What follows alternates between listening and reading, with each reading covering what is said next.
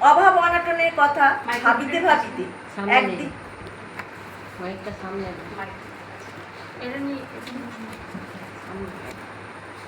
অভাব অনটনের কথা ভাবিতে ভাবিতে একদিন নিদ্রার আবেশে রামচন্দ্র দেখিলেন একটি সর্বসুলক্ষণা শালঙ্কার বালিকা তাহার গলা জড়িয়া কাছে বসিল। তিনি মনে করিলেন, তবে বুঝি এতদিনে মা লক্ষ্মী মুখ তুলিয়া চাহিলেন। ভাগ্যান্বেষে তিনি শহরের অভিমুখে যাত্রা করেন। এদিকে শ্যামাসুন্দরী একদিন পিত্রালয়ে শিহরে দেবদর্শনে গিয়াছে। ফিরিবার পথে দেবালয়ের কাছে এক বিল্লবৃক্ষ তলে বসিয়া অনুভব করিলেন একটা বায়ু যেন তাহার উদরে প্রবেশ করিল। সঙ্গে সঙ্গে দেখেন লাল চেলি পরা অতি সুন্দরী একটি ছোট্ট মেয়ে কাছ হইতে তাহার দিকে ঝাঁপিয়া পড়িল।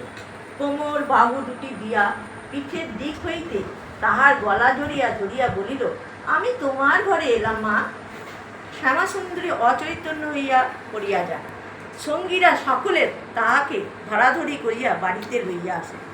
ধীরে ধীরে 10টি মাস কাটিয়া গেল অধীর প্রতীক্ষায়। হেমন্তের ধান কাটা শেষ করিয়া চাষিরা মা লক্ষ্মীকে ঘরে তুলিতেছে। কুটিরে কুটিরে আনন্দের হিল্ল। 1260 সালের 8ই পৌষ বৃহস্পতিবার সন্ধ্যা সাঁঝের আলো জ্বালা হইয়াছে। কৃষ্ণা সপ্তমী চাঁদ এখনো ওঠে নাই। পশ্চিম দিগন্তের সন্ধ্যা তারাটি তখনও মিটমিট করিয়া জ্বলিতেছে, যেন কাহাকে বরণ করিবার অপেক্ষায়। শঙ্খধ্বনি সহিত উলুধ্বনি উঠিয়া শীতে কুহেলি মাখা নিস্তব্ধ পল্লীটি মুখরিত করিয়া তুলিয়াছে। এমনই শুভ মুহূর্তে পৃথিবীর বুকে তাহার শুভাগমন। সংবাদ পাইয়া প্রতিবেশী মেয়েরা ছুটিয়া আসিল শ্যামাসুন্দরী সদ্যজাত কন্যা দেখিতে।